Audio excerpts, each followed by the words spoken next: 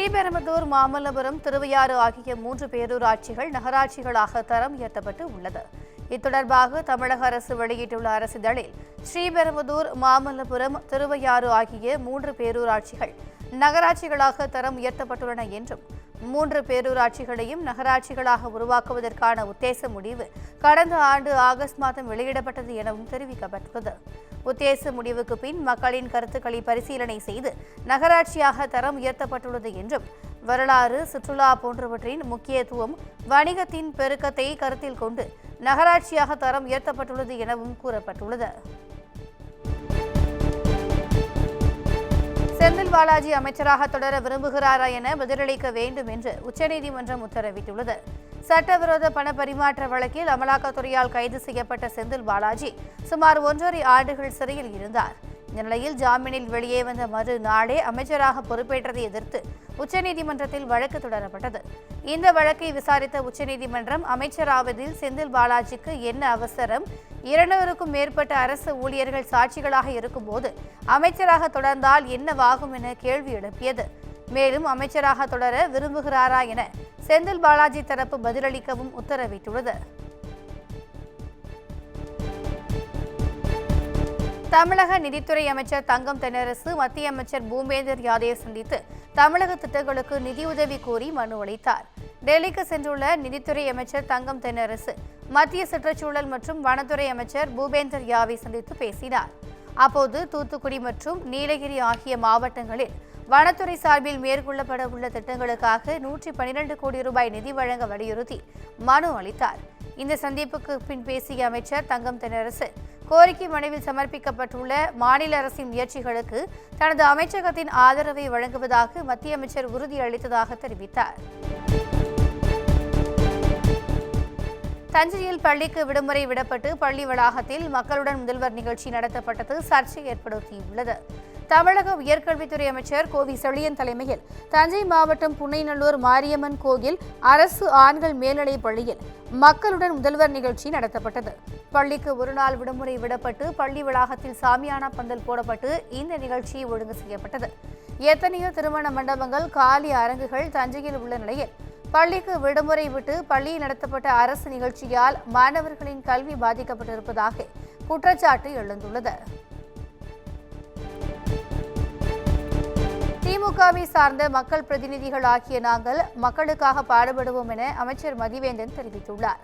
கரூர் மாவட்டம் பள்ளமருதப்பட்டி கிராமத்தில் மக்களுடன் முதல்வர் திட்ட நிகழ்ச்சி நடைபெற்றது. இதில் அமைச்சர் மதிவேந்தன் கலந்து கொண்டு பொதுமக்களிடம் கோரிக்கை மனுக்களை பெற்றார். அப்போது நிகழ்ச்சியில் பேசிய அவர், மக்களின் தேவைகளை பூர்த்தி செய்யும் வகையில் திட்டங்களை முதலமைச்சர் செய்து வருவதாக கூறினார். திமுக ஆட்சி என்பது மக்களுக்கு பணியாற்றக்கூடிய ஆட்சி என தெரிவித்த அவர், மக்களும் எப்போதும் திமுகவுடன் இணைந்து இருக்க வேண்டும் என கோரிக்கை விடுத்தார். சென்னை அடுத்த தாம்பரம் ஜிஎஸ்டி சாலையில் போக்குவரத்து நெரிசலை தடுக்க புதிய பேருந்து நிழற்குடை அமைக்க முடிவு செய்யப்பட்டுள்ளது. சென்னையிலிருந்து தென் மாவட்டங்களுக்கு செல்லும் பேருந்துகள் தாம்பரம் ஜிஎஸ்டி சாலை வழியாக செல்கிறது. இதனால் அச்சாலையில் எப்போதும் போக்குவரத்து நெரிசலுடன் காணப்படும் நிலையில் அதனை தடுக்கும் வகையில் தாம்பரம் மாநகராட்சி சார்பில் 6,80,00,000 ரூபாய் மதிப்பீட்டில் 2 பேருந்து நிழற்குடை அமைக்க திட்டமிடப்பட்டது. இதற்கான டெண்டர் மார்ச் 7ஆம் தேதி கோரப்பட்டுள்ள நிலையில் அப்பகுதியை செங்கல்பட்டு ஆட்சியர் அருண்ராஜ் நேரில் ஆய்வு செய்தார். ஈரோட்டில் சிறு சேமிப்பு சீட்டு நடத்தி 1 கோடி ரூபாய் மோசடி செய்த புகாரில் நிதி நிறுவன அதிபரின் மகள் போலீசாரால் கைது செய்யப்பட்டுள்ளார். கொங்கம்பாளையம் பகுதியைச் சேர்ந்த அழகர்சாமி தனது மகள் கனிகாஸ்ரீயுடன் சேர்ந்து வீரப்பஞ்சத்திரம் பகுதியில் நிதி நிறுவனம் ஒன்றை நடத்தி வந்துள்ளார். இந்த நிறுவனத்தில் அப்பகுதியைச் சேர்ந்த ஏராளமான பொதுமக்கள் குலுக்கல் சீட்டு, வாரச்சீட்டு, மாதச்சீட்டு போன்ற திட்டத்தில் சுமார் 1 கோடி ரூபாய் வரை முதலீடு செய்ததாக கூறப்படுகிறது. சீட்டு காலம் முடிவடைந்த பின்னர் பணத்தை தராமல் காலம் தாழ்த்தி வந்த அழகர்சாமி தனது மகள் கனிகாஸ்ரீயுடன் தலைமறைவானார். இதனால் பாதிக்கப்பட்ட பொதுமக்கள் மாவட்ட காவல் கண்காணிப்பாளர் அலுவலகத்தில் புகார் அளித்த நிலையில் தலைமறைவாக இருந்த கனிகாஸ்ரீயை போலீசார் கைது செய்தனர். மேலும் அவருடைய தந்தை அழகர்சாமியை தேடி வருகின்றனர். ராணிப்பேட்டை மாவட்டம் அரக்கோணம் அருகே இந்திய கடற்படை விமானத்தள வளாகத்தில் வீரர் ஒருவர் துப்பாக்கியால் சுட்டு தற்கொலை செய்து கொண்ட சம்பவம் அதிர்ச்சி ஏற்படுத்தியுள்ளது. அரக்கோணத்தில் பாதுகாப்புத்துறைக்கு சொந்தமான இந்திய கடற்படை விமானத்தளம் மற்றும் ஹெலிகாப்டர் பயிற்சி பள்ளி ஆகியவை இயங்கி வருகிறது. இதில் கர்நாடக மாநிலத்தைச் சேர்ந்த பிரவீன் என்பவர் பணியாற்றி வந்தார். இந்த நிலையில் வழக்கம் போல் பணியில் இருந்த அவர் மதியம் உணவு இடைவேளையின் போது துப்பாக்கியால் சுட்டு தற்கொலை செய்து கொண்டதாக கூறப்படுகிறது. தற்கொலைக்கு குடும்ப பிரச்சினை காரணமா அல்லது பணிச்சுமை காரணமா என போலீசார் விசாரணை மேற்கொண்டு வருகின்றனர். தாவேக பதவி கிடைக்கும் என்பதற்காக விஜயின் டாட்டூ போடவில்லை என்று தாடி பாலாஜி தெரிவித்துள்ளார். பிரபல நகைச்சுவை நடிகர் தாடி பாலாஜி தற்போது விஜயின் தாவேக கட்சியில் இணைந்து அரசியல் வேலைகளில் ஈடுபட்டு வருகிறார். விஜயின் போட்டோவை அவர் நெஞ்சில் டாட்டூவாக குத்தியிருந்தார். அந்த வீடியோவும் வைரலாகி இருந்தது. சமீபத்தில் கட்சியின் முக்கிய பதவிகளுக்கு நிர்வாகிகள் நியமிக்கப்பட்டனர். புதிதாக கட்சியில் சேர்ந்த ஆதவ் அர்ஜுனாவுக்கு பதவி வழங்கப்பட்டு இருந்த நிலையில் தாடி பாலாஜிக்கு எந்த பொறுப்பும் வழங்கப்படவில்லை என அது பற்றி தாடி பாலாஜி தனது வாட்ஸ்அப் ஸ்டேட்டஸில் பதிவிட்ட மீம் வைரலானது. தன்னை தற்கூரி என்று அவர் அந்த மீமில் குறிப்பிட்டிருந்தார். அந்த சர்ச்சையை பற்றி தற்போது தாடி பாலாஜி விளக்கம் கொடுத்திருக்கிறார். அந்த மீம் யாரோ அனுப்பினார்கள், அதை ஸ்டேட்டஸாக வைத்து விட்டேன். அது இவ்வளவு பெரிதாகும் என எதிர்பார்க்கவில்லை. டாட்டூ போட்டுவிட்டால் பதவி கிடைத்து விடுமா என ட்ரோல் செய்கிறார்கள். பதவிக்காக எதையும் செய்யவில்லை, தொண்டனாக இருந்தாலும் சரிதான். எனக்கு என்ன தர வேண்டும் என விஜய்க்கு தெரியும் என்று பதிலளித்து இன்ஸ்டாவில் வீடியோ வெளியிட்டுள்ளார். ஹோப்பள்ளி ராமேஸ்வரம் இடையேயான ரயில் சேவை ரத்து செய்யப்படுவதாக தெற்கு ரயில்வே தெரிவித்திருக்கிறது. பராமரிப்பு பணி காரணமாக மார்ச் 22, 29, ஏப்ரல் 5, 12, 19, 26 ஆகிய தேதிகளில் காலை 6:50 மணிக்கு உப்பளியில் இருந்து ராமேஸ்வரம் வரும் எக்ஸ்பிரஸ் ரயில் முழுமையாக ரத்து செய்யப்படும் என கூறப்பட்டுள்ளது.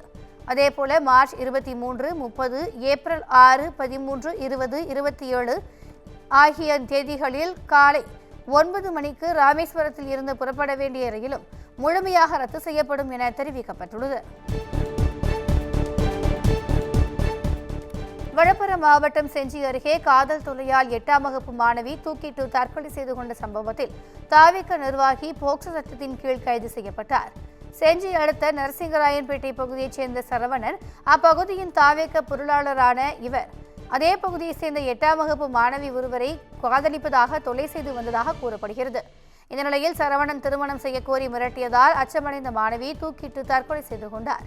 இந்த வழக்கில் மாணவிக்கு தொல்லை கொடுத்த சரவணனை போலீசார் கைது செய்துள்ளனர். திருவண்ணாமலை மாவட்டத்தில் புத்தக திருவிழாவிற்காக அமைக்கப்பட்ட அரங்கத்தின் மேற்கூடை சரிந்து விழுந்ததால் பரபரப்பு ஏற்பட்டது. ஈசானிய மைதானத்தில் நாளை முதல் 24ஆம் தேதி வரை தென்னிந்திய புத்தக விற்பனையாளர்கள் மற்றும் பதிப்பாளர்கள் சங்கம் சார்பில் புத்தக திருவிழா நடைபெற உள்ளது. இதற்காக அரங்கம் அமைக்கும் பணி இரவு பகலாக நடந்து வருகிறது. இரும்பு தூண்கள் அமைக்கப்பட்டு தகர ஷீட்டுகள் பொருத்தும் பணியில் ஊழியர்கள் ஈடுபட்டுக் கொண்டிருந்த போது அரங்கத்தின் மத்திய பகுதியில் இரும்பு ராடுகள் சரிந்து மேற்கூரை விழுந்தது. இதில் தொழிலாளர் ஒருவருக்கு சிறிய காயங்கள் ஏற்பட்ட நிலையில் பொதுமக்கள் அதிகம் கூட உள்ள நிலையில் சம்பந்தப்பட்ட அதிகாரிகள் ஆய்வு செய்து நடவடிக்கை எடுக்க வேண்டும் என பொதுமக்கள் கோரிக்கை விடுத்திருக்கின்றனர். மருத்துவர்கள் பொறுப்பு மற்றும் அர்ப்பணிப்புடன் பணியாற்ற வேண்டும் என சென்னை உயர்நீதிமன்ற மதுரை கிளை தெரிவித்துள்ளது. 2011ஆம் ஆண்டு கன்னியாகுமரியைச் சேர்ந்த கணேசன் தனது மனைவி ருக்மணியை பரிசோதனைக்காக அம்மாவட்ட அரசு மருத்துவக் கல்லூரி மருத்துவமனைக்கு அழைத்துச் சென்றுள்ளார். அங்கு அவருக்கு கருவை கலைத்து குடும்ப கட்டுப்பாடு செய்த மருத்துவர்கள் ஆக்சிஜனுக்கு பதிலாக நைட்ரஜன் ஆக்சைடு வாயுவை செலுத்தியுள்ளனர். இதனால் கோமா நிலைக்கு சென்ற ருக்மணி 2012ஆம் ஆண்டு உயிரிழந்தார். இது தொடர்பாக வழக்கை விசாரித்த உயர்நீதிமன்ற மதுரை கிளை நீதிபதி ஆனந்த் வெங்கடேஷ் மருத்துவர்கள் உயிரை காப்பாற்றுவார்கள் என நம்பி சொல்வதை எல்லாம் நோயாளிகள் கேட்கின்றனர் என குறிப்பிட்டனர். மருத்துவர்கள் பொறுப்பு மற்றும் அர்ப்பணிப்புடன் பணியாற்ற வேண்டும் என கருத்து தெரிவித்தார். இதனிடையே மனுவை தள்ளுபடி செய்த நீதிபதி வழக்கு விசாரணையை 6 மாதத்தில் முடிக்க வேண்டும் என நாகர்கோவில் கூடுதல் மாவட்ட நீதிமன்ற நீதிபதிக்கு உத்தரவிட்டார்.